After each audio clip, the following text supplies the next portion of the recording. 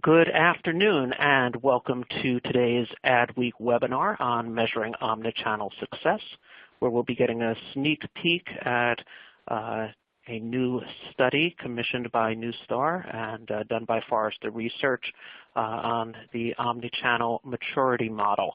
I'm Stuart File, Custom Publishing Director at Adweek Magazine, and I will be the host for today's webinar. I just want to go through a few housekeeping items before we begin. In terms of timing, our presentation will go for about 35 to 40 minutes. Afterwards, we will have time for a Q&A with the presenters. If you do have a question for them during the course of the event, please use the Q&A widget on the On24 console. If you look at the widgets, which are down at the bottom of your screen, we have a few there related to social sharing. There's one that is looks like a little email icon, and that will allow you to send an email to a colleague if you want to get them in here to join us. There's also one related to Twitter. So if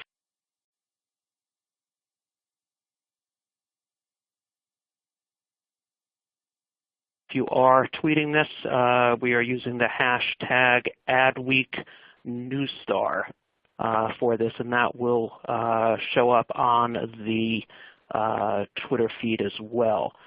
Finally, if you look in the resource list folder at the bottom, you'll be able to find a few resources, including today's slides and a link to adweek.com/webinars, where you can find out about upcoming and recent Adweek events. Let me introduce our speakers today. First off, we have Rusty Warner, who's Principal Analyst at Forrester and was in charge of creating this report. And Rusty is the Principal Analyst focusing on marketing technologies, which covers things like customer analytics and cross-channel campaign management, enterprise marketing platforms, and digital customer experience delivery. Rusty is joined by Rashmi Vittal, who is Director of Product Marketing at Neustar, and she leads the teams responsible for go-to-market strategy, execution, and sales enablement of all Neustar product solutions. Rusty and Rashmi, welcome, and let me pass this over to you, Rusty. Okay, well, thank you very much, Stuart, and thank you to everyone for joining us today.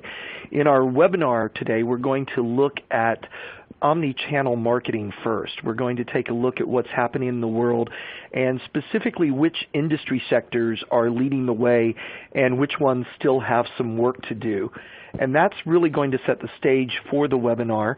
And then Rashmi will review the success criteria that we see for omni-channel marketing, along with how firms can measure their maturity in terms of their readiness to go execute.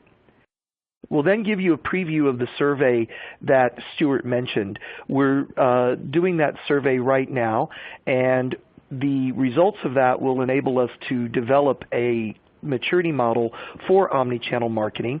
And so we'll give you a peek at what we have today in terms of where the market is, some of the challenges that our survey respondents tell us they are facing, the technology solutions that they're applying, and also we'll revisit the success criteria, but we'll do that in the context of what we've learned so far when looking at the survey data. So first, let's take a look at the background. For the past 7 years, Forrester has been using its Customer Experience Index to benchmark how consumers rate their interactions with hundreds of brands in the U.S., and we've also extended that recently to Europe and to China. The Customer Experience Index is used to score the customer perceptions and link them directly to business value. And we've expanded that from being a single metric into an entire framework that will deliver insights into what matters most when we're asking questions about customer experience and how that drives loyalty with specific brands. what we've done is plotted the cumulative stock performance of brands that have the leading customer experience index scores versus those with the lowest scores.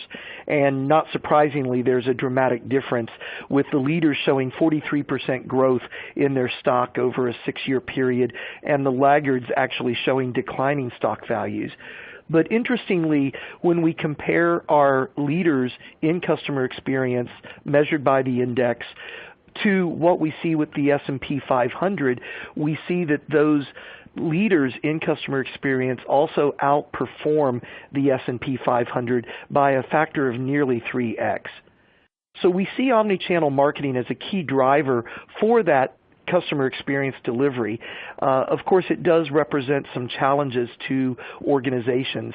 It requires, of course, a sophisticated approach to marketing, but the marketers themselves have to come to grips with some technology complexities that we see in today's digital landscape. Now, what's really driving the research beyond looking at customer experience is looking at how the expectations of customers have changed. And if you just use yourself as a benchmark, you'll recognize that your expectations for how a brand would recognize you, treat you as an individual, and deliver a consistent customer experience over time has really grown with the advent of digital technology. And if we look at the vertical sectors that are able to meet those customer expectations today relative to that customer experience index, we see that retail is ahead, and they're closely followed by hospitality sectors as well as the shipping and logistics providers and the consumer electrical manufacturers. Now, it's no surprise to me that retail is leading the way. I think we've always had the concept of the customer being king or queen in retail and also in hospitality, and those industries have been at the forefront of driving customer experience in the digital world. When it comes to the electrical manufacturers and the shipping and logistics companies, I think those are actually linked. I think it's an indication that we all want our new devices and we want them now, and that shows up a lot in our research. As you can see here, the banks and other financial services organizations are a bit further behind. But the poorest performance, where we really see people, crossing that line into being laggards, are where we find the television and internet providers as well as some of the healthcare providers. Now, moving forward, that kind of performance won't be good enough for these firms. We believe that all sectors will need to become competent at omni-channel marketing to drive that customer experience. We believe also that there will be a similar adoption curve for these sectors, and that they'll face a lot of the same challenges. So really, with those ideas in mind, we're surveying marketing leaders to go deeper than the customer experience index itself into that omni-channel marketing world, and to get some feedback at what's going on when it comes to marketing and how it's used to drive those customer experiences. Now, I'm going to hand over to Rashmi at this point to take us through some of the dimensions that we're looking at with the survey. Great, thanks, Rusty. So we conducted this research with the theory that there are at least 4 dimensions of omni-channel success to consider. The first one, which is one of the bigger hurdles, is organizational alignment. Think about the teams and how they are aligned today. Typically, by channel, you've got your call center team, you've got your website team, your in-store team, digital and social media, etc. And each comes with its own budget, supported by its own people and resources, and set of business goals and objectives. But how can you expect to deliver a true omni-channel customer experience if your channel teams are micro-focused on their goals and their objectives, and not have business goals and objectives aligned holistically cross-channel? Do the KPIs I measured against align to delivering an exceptional customer experience? These are some of the challenges that they're facing. When you think about the next one around customer identification, really the question is, how effectively can you reach your customers across channels with a personalized dialogue if you can't recognize them either within the channel or across channels? Now, this dimension considers not only being able to recognize customers, but also the importance of using quality customer data to know who your customers are as they interact with your brand and help you execute the third dimension of excellence, which is targeting for engagement. And this is really about being able to deliver that relevant message to your customers based on history, context, and value at every point of interaction. So how many times, and we've all been affected by this, but how many times do you receive an ad for something that you recently bought? You know, knowing who your customers are, what they're doing, and how to best reach them is very important so you can target them with the right message at the right time in the right place. And that brings us to our fourth dimension, which is around measurement and attribution. This is super critical to determine if what you're doing, executing your omni-channel strategy, is working or not. Can I, as a marketer, see a unified picture of the impact of marketing efforts regardless of channel and media? Can I measure within my channel and across my channel the effectiveness of my campaigns? So let's take a look at some characteristics that we're seeing of mature organizations who execute on an omni-channel strategy. There is no doubt that there needs to be buy-in from the top and through the ranks to truly deliver an excellent customer experience across all touchpoints, from online to offline activities. Marketing leadership needs to empower teams to work together toward that common goal. Success is measured not only within channel, but across channels collectively. And most decisions are made with the customer solidly in the forefront. Their mindset is customer-centric, not marketer-centric. And why does this matter? Well, studies have proven that omni-channel customers are significantly more valuable, more profitable compared to single-channel customers. Early indicators also show that mature organizations are leveraging their first, second, and third-party data to create a holistic view of their customers. And to create that view, mature organizations recognize the importance to map their customer data to an identity layer, to maintain in a real time the accurate linkages across channels and devices. And there's a direct relationship between matching customer data to identity and the increased use and quality of available information and your ability to provide deeper personalization for your customers. And personalization is what truly drives engaging customers at every touch point. And if mature organizations are aligned at the to an omni-channel strategy, they're more likely to be using or looking for better ways to measure the return on their marketing investment. They are tracking results and strengthening measurement strategies across the entire customer experience and providing feedback on effectiveness across channels. So hopefully that provides a little bit of a preview on what the dimensions of omni-channel success are. Now I'm going to hand it back over to Rusty, who's actually going to walk us through the early findings of the study. Thanks, Rashmi. Well, let's first just take a look at the demographics for the survey. It's there in front of you on the screen right now, but we did target organizations above 500 people in multiple sectors. We included retail and consumer goods, banking, hospitality, and also some of those industries that were at the bottom of the customer experience index, such as media, telecommunications, and healthcare. We have focused on senior marketers, so our primary respondents are CMOs or vice president level leaders or the heads of various marketing departments. We're going to publish that full report next quarter, but we're going to jump in now and give you some ideas from what we've seen with the early results.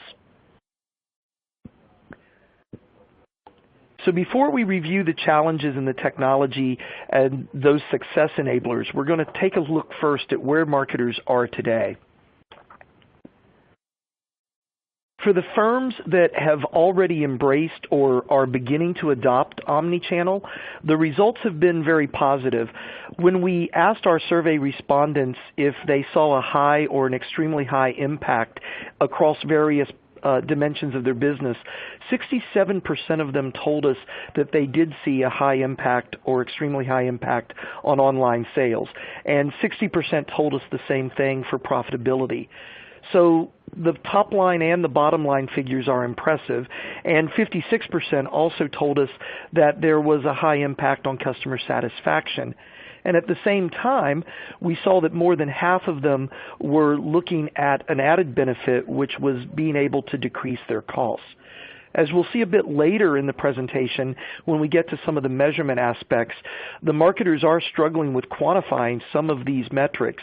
So we expect that in the real world, the figures might actually be higher than the marketer's perception of what the impact might be from omni-channel marketing.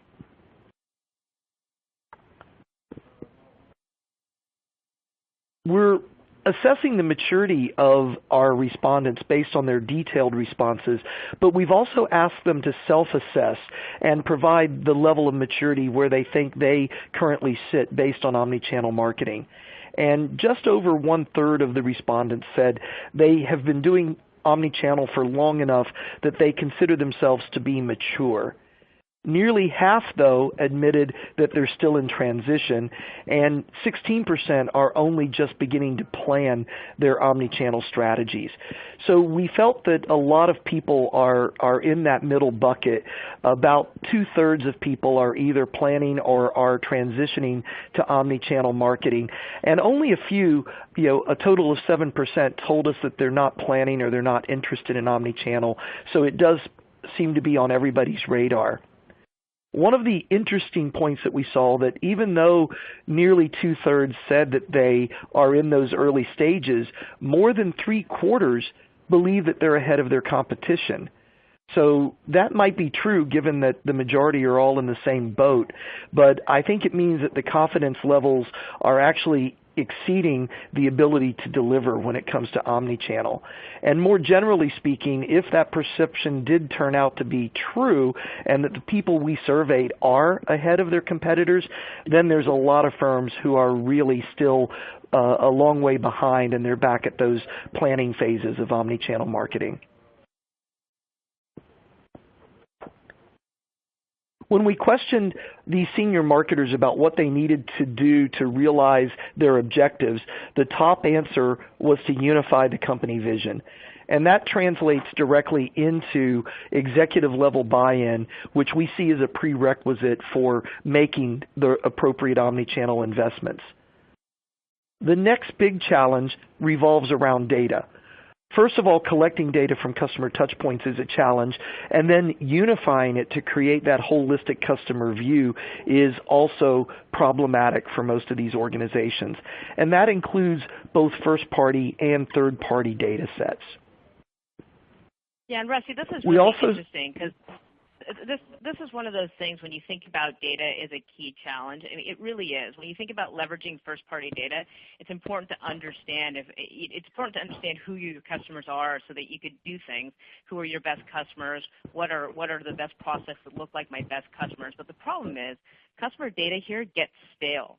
And if you think about the adage, garbage in, garbage out, applies really well here to data. So one of the things that we need to help do here is make sure that we have that when you're looking at your customer data, that you have the most accurate, freshest data possible to execute that omni-channel strategy, and that your targeting measures are, because if you don't, then your targeting measures are only going to be as good as the data quality you have.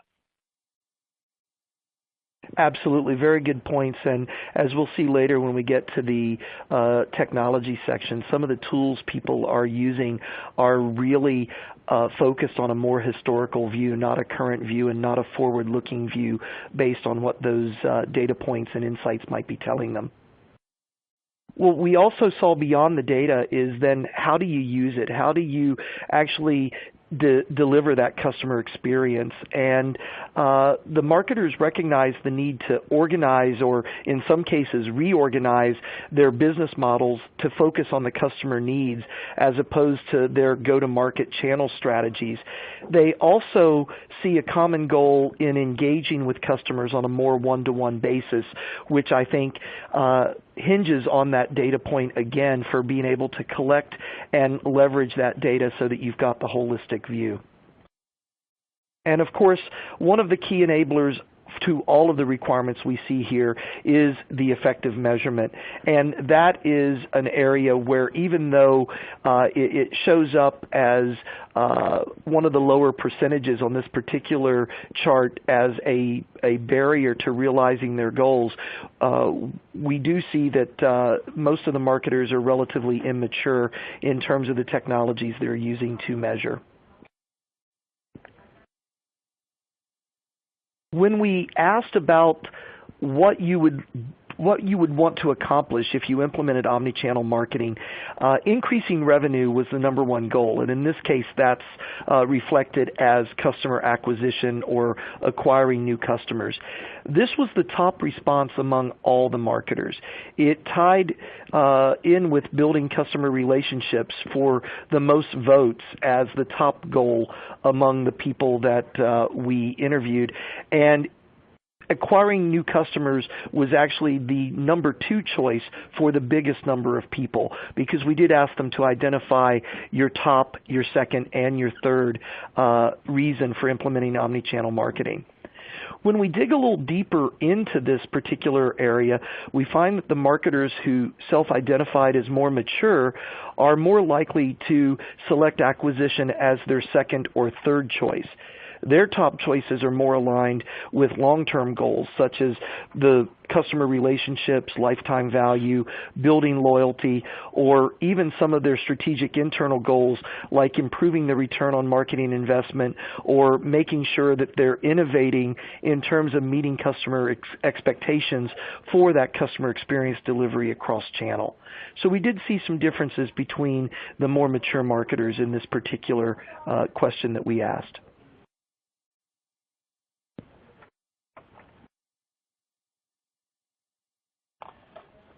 So then moving beyond where we are today, let's go ahead and look at some of the challenges that the organizations told us that they're facing. We specifically asked what gets in the way of accomplishing your goals, and the respondents for this question could select multiple answers. The two biggest challenges, and these are consistent for the mature marketers as well as for those who are in transition, and those challenges are, first of all, understanding cross-channel interactions with individual customers, and then creating a consistent experience for those customers. In a nutshell, it means that marketers are struggling to recognize their customers across channels and understand their needs at that particular moment. As you might expect, that would lead to difficulty in engaging with them in a consistent way across channels with relevant offers or content that are targeted to their needs. And I think this also leads back to the point that we saw earlier about data. Whether you're executing analytics to understand the customer or you're using analytics to try to develop the appropriate content or offer, you're obviously going to need detailed customer data to complete either one of those tasks. And not only is being able to leverage data for understanding and engagement critical, data in its own right shows up as the third biggest issue. And in this context, it's all about maintaining data quality across campaigns, across channels, and across devices. And this is really a massive problem for marketers. With their marketing activity siloed by either their organizational structures or their technology platforms, or in many cases both, it's really difficult for them to maintain a single view of customers, let alone think about a holistic view of the interactions and transactions that those customers might conduct with the brand.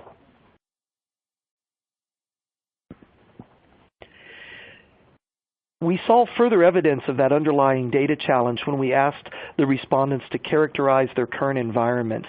Nearly 2/3 told us that their data is siloed by channel, which is what we expected to hear. But that same number also confessed that they're especially struggling with emerging data types, especially interaction data that you would obtain from mobile or social channels. Capturing those data sources, linking them with the customer data from other channels, and then leveraging the insights to understand behavior is a real barrier that we see among these marketers when it comes to omni-channel execution.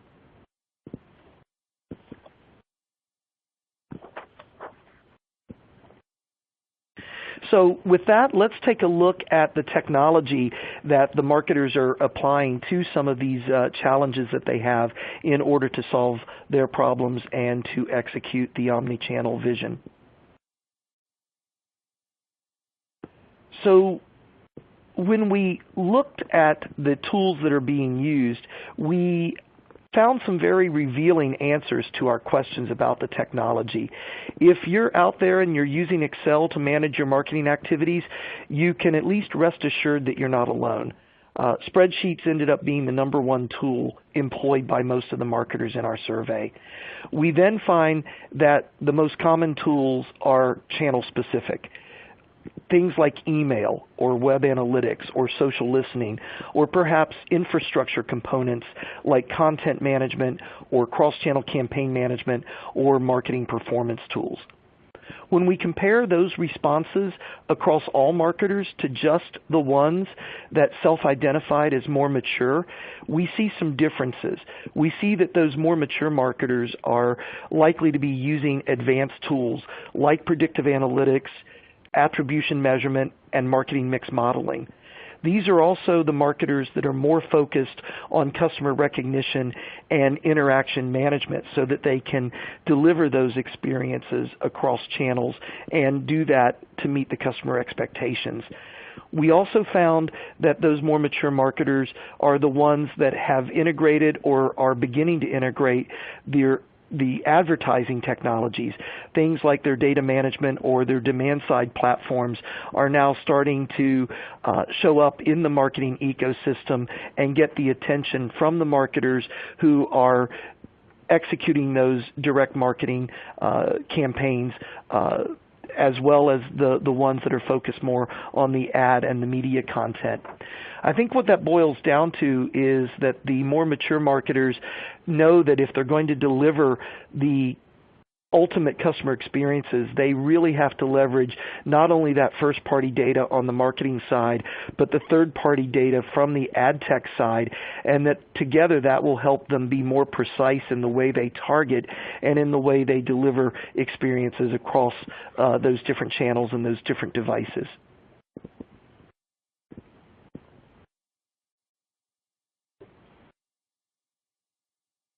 And then beyond the tools that are used for execution, we also looked at the tools that the marketers use for measurement. And as you'd expect from our early slide that told us that the top goal is on acquisition or sales, the top tools that people use are to measure their metrics for sales and for revenue figures. Behind that, we then have two different groups. The first group is really looking at the internal metrics, such as the return on marketing investment or the improved efficiencies and productivity. And then we see a number of customer-facing metrics that are being addressed, things like customer lifetime value, customer retention, and customer satisfaction. Now, just like we saw earlier when we were looking at the top goal, and the top goal is really sales or customer acquisition, but some of the more mature marketers are focused on those longer-term strategic goals like lifetime value and retention. We see the same here, and the more mature marketers are the ones that are likely to use some of the more advanced capabilities in their measuring and metrics in order to look at some of those more strategic goals. Well, so with that, I'm going to hand back to Rashmi, and she's going to, in light of some of this survey data, take us through the enablers for success. Great, thanks, Rusty. Yeah, so when you think about some of these enablers, let's take a look at like the first dimension on around organizational alignment. It's really about building bridges between the channels by aligning first your business objectives that stem from a unified vision focused on that customer engagement and experience. And it's important to use, this is where it's really important to use these cross-channel measurement tools that will help you track and measure against those objectives in order to make that part of the overall equation.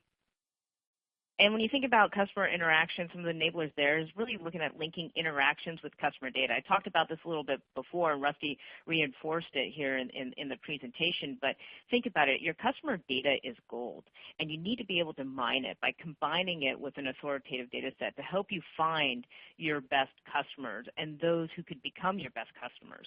You also want to be able to use it to help surface, along with using analytical tools, to help surface non-intuitive insights about your customers' behaviors, their buying propensities, and brand preferences to score and predict their customer value and help you build relevant, personalized audience profiles and messages.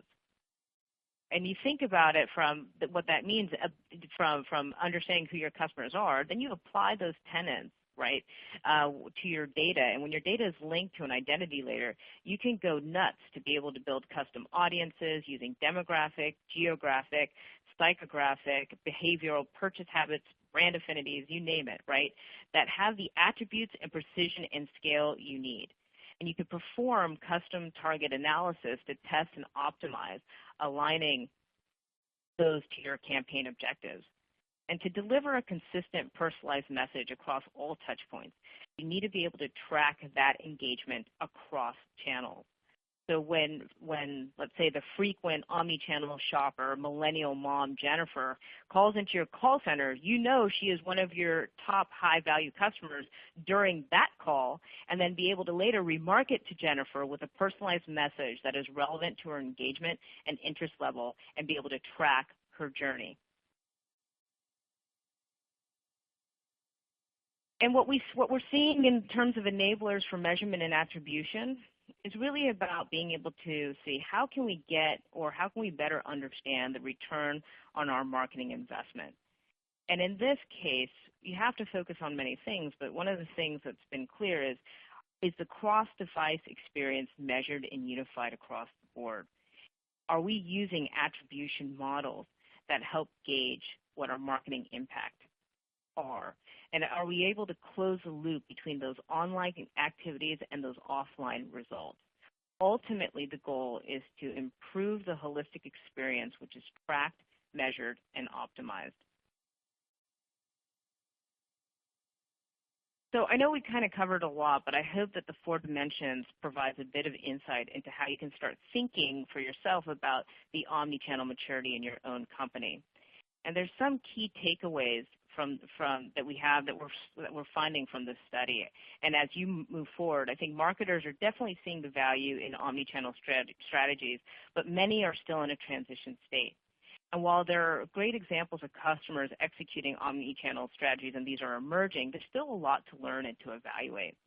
And what we're ultimately finding is that omni-channel success hinges on building bridges between channel teams to maintain customer data quality and access to that customer data so that you can connect your offline and online marketing activities, to be able to take that data, link it to an identity layer so you can get all the wealth of information that can help you build the right high-performing audiences so that you can target with precision to deliver that personalized dialogue, and then be able to measure the performance of those audiences and content across all your channels and devices holistically together. And absolutely, the adoption of the right technology is really critical to get you there. And what we're seeing is that how are we helping customers move away from being so spreadsheet dependent to going into what mature organizations are doing today and having a variety of technology solutions to help them through their omni-channel strategy. And we at Neustar are super excited to be part of this transition and helping our customers achieve their omni-channel goals. So with that kind of brings us to the end. I'd like to just state that the full report will be available in Q2, and those who are registered to this event will receive a copy of it when it's ready. And so on behalf of Rusty at Forrester and myself, I'd like to thank you for your time today. At this time, I think I could hand it back to Stuart, who is our moderator, and we'll open this up for questions. Great, and thanks, Rashmi, and thanks, Rusty. Great presentation, a really nice sneak peek at a new way of looking at what omnichannel success really means. Just to our audience, we'll have about 15 minutes or so for Q&A with the presenters today. Please use the Q&A widget down at the bottom of On24. Also, I want to alert you to the resource list widget, where you'll find a copy of today's presentation as well as some other relevant links. Finally, we will have an on-demand version of this webinar available. We'll send you an alert about 24 hours from the end of this webinar, just letting you know when that's live if you want to share it with colleagues or if you want to come back and see this all again. Let's start off on the Q&A here. And I know Rashmi and Rusty were looking at this idea of maturity in Omni-channel, and I guess one of the questions that came in is, what can sort of less mature companies, those that are a little further back on the curve, what can they learn from those who are at a more mature level in Omni-channel? Yeah, I could start with that, and Rusty, please feel free to jump in. Certainly, I mean, if you take a look at the dimensions, I think it really starts with understanding that across, whether you're focused within a channel and you're trying to move across channel, really that movement across channel and that alignment needs to be bought in by all the key stakeholders within your marketing organization, and really to be centered around that unifying business goal or objective to deliver that excellent customer experience. I was when I visit with customers who are involved doing this, and they are, let's say, all in on delivering that excellent customer experience.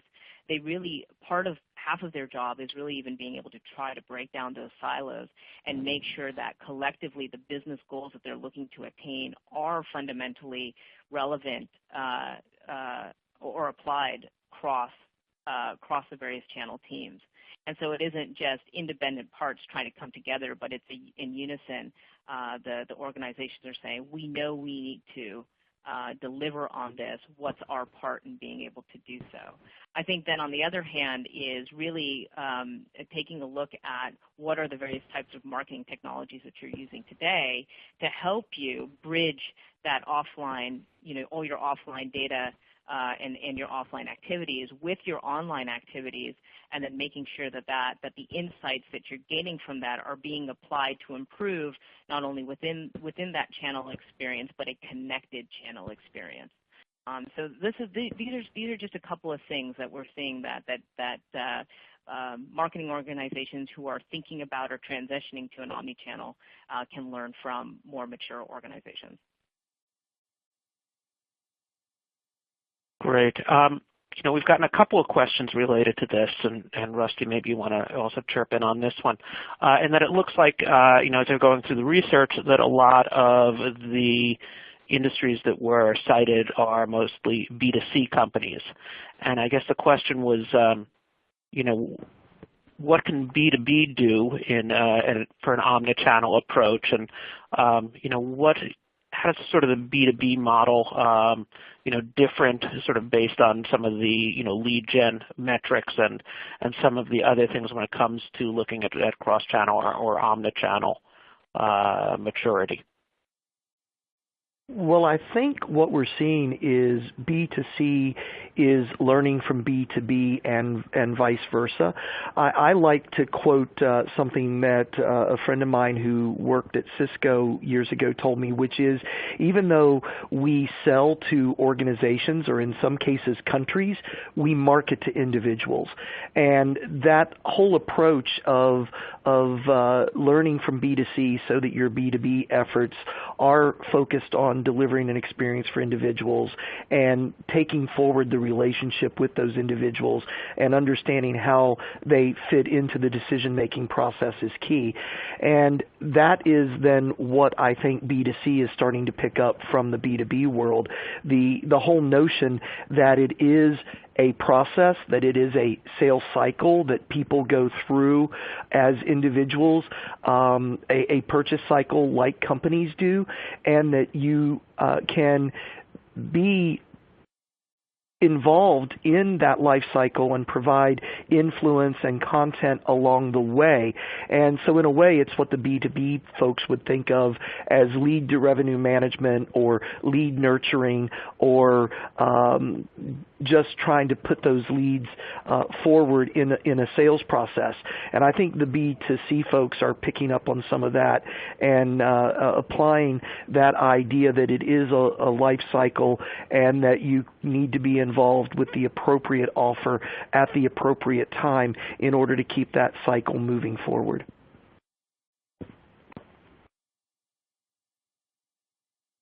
Okay, we've got just to remind our audience, we've got probably about another 10 minutes of Q&A here. So if you do have a question for Rusty or for Rashmi, if you want to just submit that using the Q&A tool. Got a question here. Someone is asking about. They wonder if you can talk more a little bit about cross-device attribution. I guess talking about the following consumers, whether it's B2C or business people, as they go between mobile, TV, and all the other channels that are out there, and where do you see that in the sort of omni-channel market? Yeah, I can jump in. To take that one. Oh. I'm sorry, Rashmi, you go ahead. No worries. Please, once I'm done, please add the illumination. But this is an interesting one. I would actually say take a look at it from the customer's perspective, right? They don't know what channel they're in at the point that they're engaging with your brand. So the point is, we need to be prepared as marketers and a marketing organization to really help track and measure that customer journey as they're moving in and out of different channels. Whether that is I'm looking at your website on your desktop at work, or I'm on my mobile phone in an app, or looking up something maybe for some advice, or maybe I'm being pegged in my news feed on Facebook.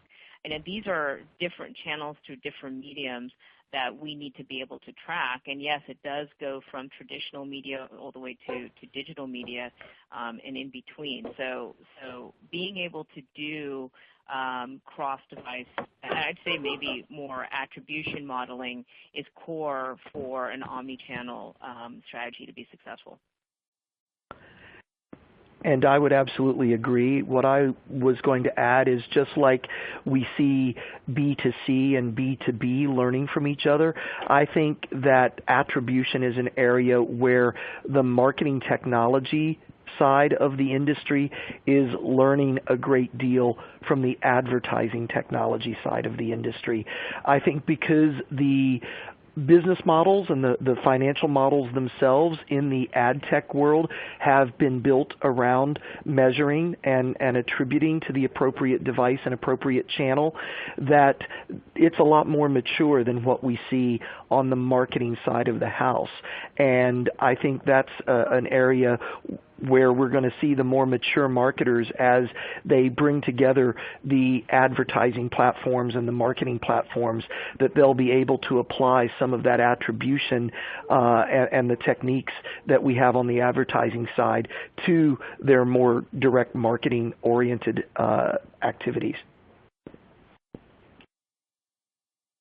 It looks like we've gotten a few questions here that are very similar in nature. They all seem to begin with what specific tools. So let me sort of move that through. I guess people are asking, is there looking at, doing the analytics here. They're asking about sort of the software and the tools that they'd use for things like predictive analytics or data management platforms or interaction. Rashmi, do you want to just sort of maybe start off on this, and Rusty, maybe you can sort of bring some of your expertise into sort of what kind of mix or what kind of recipe someone should be looking for in order to do this effectively? Yeah, sure, happy to. I mean, selfishly, I could really give you some great recommendations on tools, but in seriousness, I think when you think about data and analytics and what you're trying to provide, at the end of the day, you want to be able to have a marketing solution that's going to help you link every key interaction, whether that's coming through your website, through paid media, or coming out of your call center, be able to link that to pretty much what we call an identity layer. And the reason being is that if you just use, let's say today, third-party data alone, it is truly just a snapshot in time. If you're not trying to link that to an identity layer that's constantly refreshed, updated, and corroborated, how do you know that that person hasn't themselves moved or changed, or that group that they belong to moved or changed in a way that you need to know so that you could better market to them? So that fundamentally is at the core of it.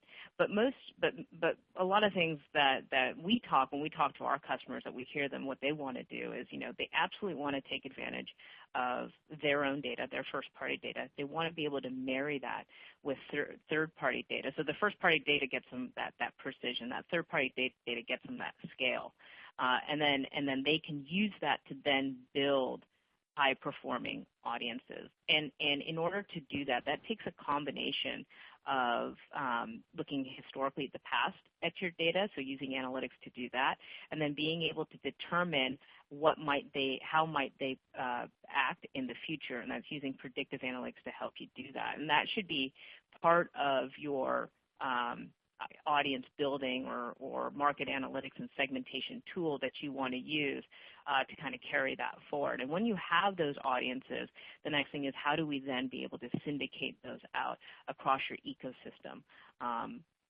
And being able to do that in an automated fashion.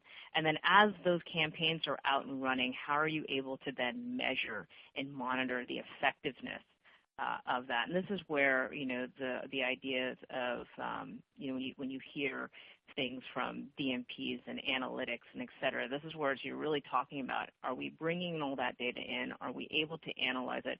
Can we basically say, can we measure the performance of whether it's your paid media or your audience buys that are helping you to improve if you're buying efficiently and effectively and maximizing that marketing ROI.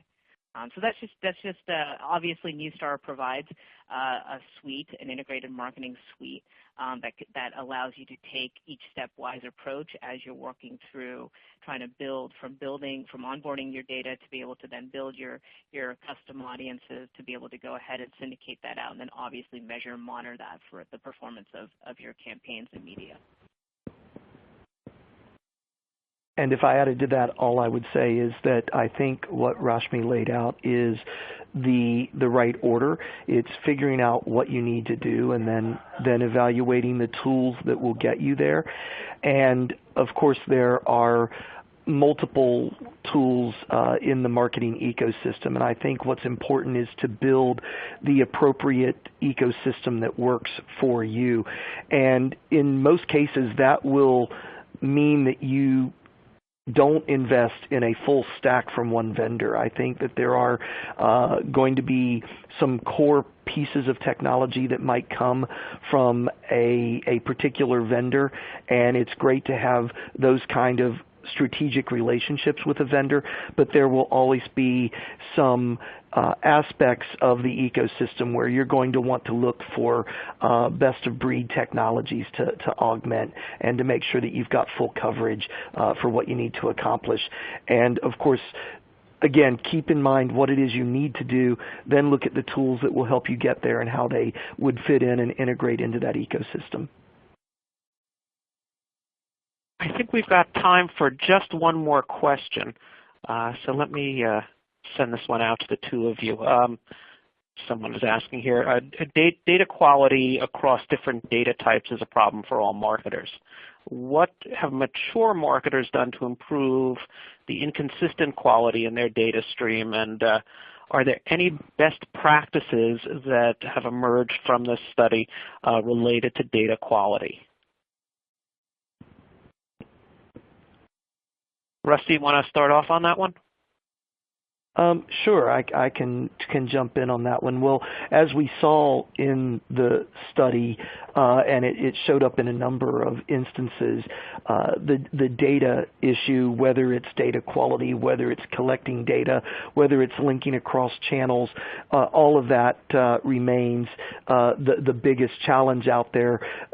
After some of those organizational aspects that Rashmi talked about, and some of the mature organizations, I think, are starting to tackle that by some of the different tools that they are using, not only to execute but to measure, and that depends on just or hinges on being able to bring some of those data sets together. One of the questions that I get often is, who's going to win the data war? Is it going to be my CRM database that holds everything? Is it my data warehouse that the business has built? Is it my marketing database? Is it the data management platform? Which one's going to win? And I think in fact that what we see among the mature organizations is there is no winner in that respect. It's not one of those platforms that's going to hold all of the data, because in fact those platforms were designed to do very different things. So what you have to do is look beyond trying to build a single platform to build that holistic view. And instead of replicating the data across all of those platforms that weren't designed to hold it in most cases anyway, what you want to do is share the insights and share some of the actions and the decisions across those data platforms. And by looking at it like that, instead of trying to marry it all up in a single database, I think you can start to get at what's important as you try to tackle some of those other issues with quality and identity and so forth. Yeah, and absolutely, and totally agree with Rusty, and I could add the element of what we've seen our customers do when they're trying to tackle this challenge. And I think it goes back a little bit to the statement we talked about before in the presentation that, inherently CRM data gets stale, and it gets stale pretty fast. And if you don't have the most up-to-date information about your customer, how can you then effectively use that to help you build your targeting strategies, and et cetera? So what we've done and how we help customers achieve that, and I mentioned this before, is that in our suite we actually have what we call an identity engine that powers all of our solutions. And that engine, what it does, it really constructs a single accurate view of your customer. But in the process of doing so as well, it can go help complete customer information that you may not have had. Like, for example, you might have a partial identifier like an email or a phone number. Well, we can go ahead and bring that information back for you, and then be able to kind of complete your CRM record. And when you have this kind of pulled together, and you know that it's something that's consistently fresh and corroborated, then you can use that to help you build out, and I said those customer audiences. And so what we have provided through as well is, and kind of what's the basis for us being able to do that is, we take our methodology for our identity engine. We know we can link that to verified offline data, including wireless data. We have a foundation based on 220 million adults and 120 million households. And then we can actually go even further to link that with a bunch of over 15,000 offline and online predictive attributes that help from various third-party sources across the industries to just give more richness and robustness to that data. And then because we're on a system and a methodology, kind of our secret sauce is to be able to corroborate that continuously for freshness. This combination of three of being able to go scale, depth, and accuracy, all with the notion of let's make sure we're keeping this privacy compliant or embedded in our methodology, is what we do to help our customers with their data quality challenge. And then being able to use that in the ways that they need to more effectively target and build those high-performing audiences. Rashmi, Rusty, thank you both for your time today. This is a great presentation, a lot of really interesting information. I want to remind the audience that when the actual Forrester report is published, they will receive a copy of it.